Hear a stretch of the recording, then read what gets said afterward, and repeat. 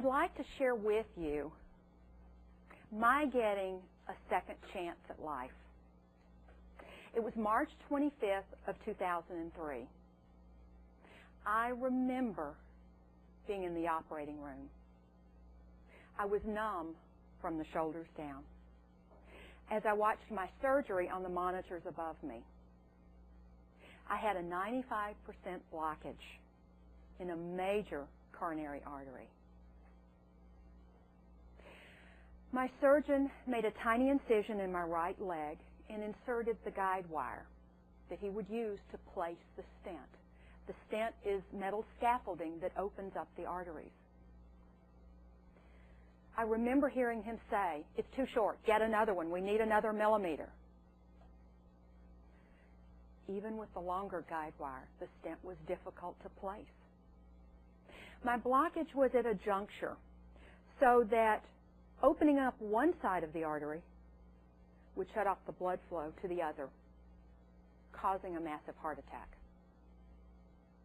When my surgeon emerged from the operating room, he was no longer tall with dark olive skin.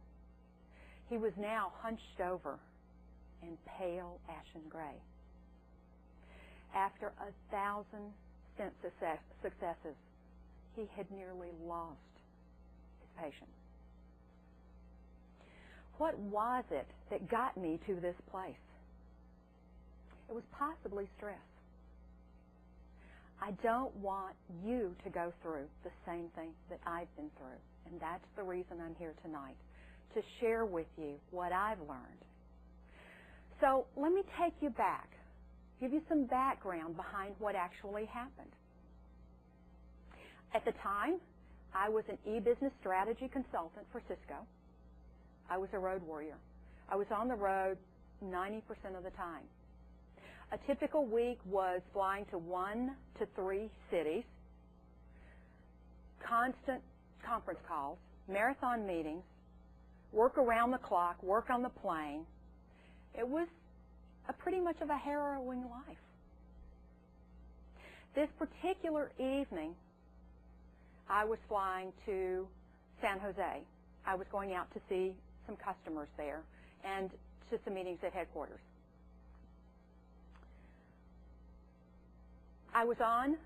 This was actually on March the 18th. It was a Tuesday night. I was going out on the Nerdbird. How many of you have flown on the Nerdbird? Yeah, some of you have. Okay. For those that haven't, the Nerdbird is the flight from Austin to San Jose and back. And so why is it called the Nerdbird? Well, it's because it's full of geeks and geekettes like me who are going back and forth to Silicon Valley and carrying the highest per capita of electronic gear on any flight in the world.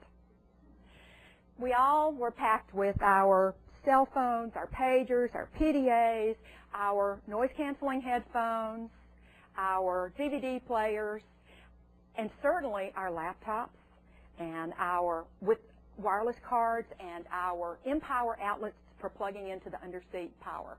Because after all, you can't afford not to work the entire 4-hour flight.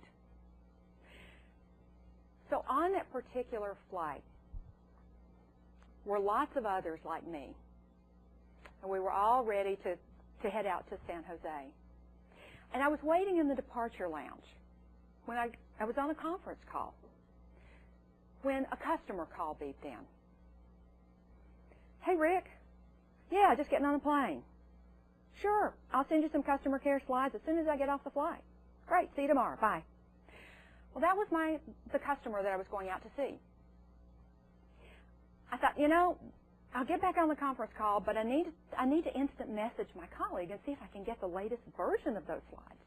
So I'm back on the conference call. I've got my PDA out. I'm instant messaging. "Hey, Paul, I'm getting on a plane. Can you send me the latest copy of those slides?" "Thanks." Okay, so just as I was getting done with that, they call for boarding. Flight 1733 to San Jose, now ready for boarding. All Advantage Gold, Platinum, and Executive Platinum customers are welcome to board. The other 2 of you will wait. We'll let you board in a moment. Well, I was ready for the stampede because we were all elite passengers. We all flew back and forth every week, and we all had lots of gear. We weren't going to check our bags, so we all had our rollerboards, our computer bags, and lots of other things. So there was this mad rush to get on the plane so that you could stash your stuff. Everybody wanted to be first because you didn't want the overheads to run out of space by the time you got on. So here's the stampede.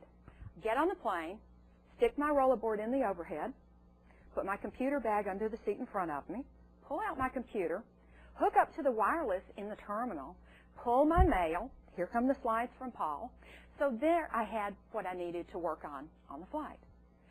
So it turned out to be a very good flight. I was able to work on the slides I needed to for my customer, or for Rick, my customer. I was able to do some other slides for a customer presentation, do the agenda for a meeting later in the week, and answer about 100 emails that had come in during the day while I had been in meetings. It was a great, great productive trip or flight. Well, most road warriors get pretty much on autopilot. So, as I was used to, when we landed in San Jose, I turned on the cell phone, grabbed the rollerboard out of the overhead, plunked the computer bag on top, and went charging up the jetway. But something was different. This time, I could barely breathe. And my left shoulder was hurting. Thought, well, San Jose's moldy. Maybe it's just mold. Maybe they're worse this time. Or maybe I've got some mold in my lungs, and maybe that's what's going on. So I went on down through the terminal, down the escalator, out to the street, down the street to the rental car shuttle. And those of you who've been in San Jose know it's about 2 blocks down now instead of 1 block down. When I got to the rental car shuttle and hoisted my bags on board, I realized that I was really having trouble breathing. So as I sat down, I remembered reading the previous week that women have different heart symptoms from men. Where men have the crushing elephant on the chest and profuse buckets of sweat, women have subtle symptoms. We may have things like shortness of breath, tiredness or fatigue, nausea, or pain in the left shoulder, arm, jaw, or maybe even the left shoulder blade. I had 2 of those 4. So it was about 10 o'clock at night when I got to the hotel, and it was midnight back here in Austin. I said, let me just kind of see how it goes. And in the morning, I called my doctor and explained to her what I had experienced. And she said, well, just monitor yourself while you're there. If you need to, go to the emergency room. But, we'll have an appointment for you Friday morning when you get back to town. So Friday morning, I'm on conference calls as I'm headed to the doctor's office. I tell my customer that I'll get back with her as soon as I'm done with my doctor appointment. As I talked with my doctor, I told her that I was experiencing shortness of breath and my left shoulder hurt. It could be lungs, it could be heart, but I wasn't sure. She said, we'll do an EKG and we'll do a chest x-ray. They did the EKG and found that I had an abnormal EKG. She said, you're going straight to the emergency room. Do you have someone that can drive you? I called my husband. He said, well, why don't you just drive home, leave the car here so you don't have to leave it at the doctor's office, and I'll take you to the hospital. You don't understand. My doctor does not want me to drive, and she told me that if you can't take me, that she'll call me an ambulance. Oh, okay. So my husband drove me to the emergency room. By the time I got to the emergency room, my blood pressure, which had been low at the doctor's office at 106/68, which was normal for me, had skyrocketed to 168/94. They took me in, took me straight back to trauma, and treated me for a heart attack. Fortunately, it wasn't one, but it was the 95% blockage in this major coronary artery. I had the stent surgery. I had a balloon angioplasty and a stent.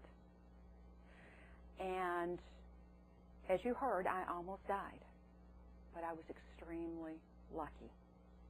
A great surgeon.